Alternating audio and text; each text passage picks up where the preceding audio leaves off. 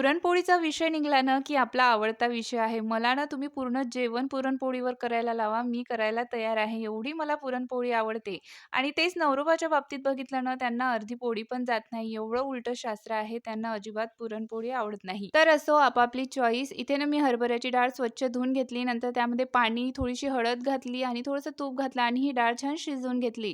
त्यानंतर त्यामधलं शिल्लकचं पाणी काढलं. नंतर साखर घातली. साखरेऐवजी तुम्ही गूळ घालू शकता. आम्ही साखरच वापरतो.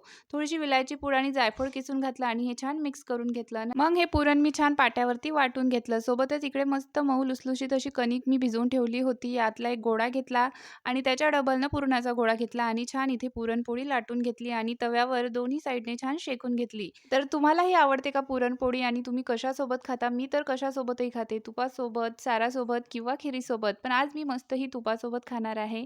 तर चला व्हिडिओ आवडल्यास लाईक, शेअर करा आणि चॅनलला सबस्क्राईब करायला विसरू नका.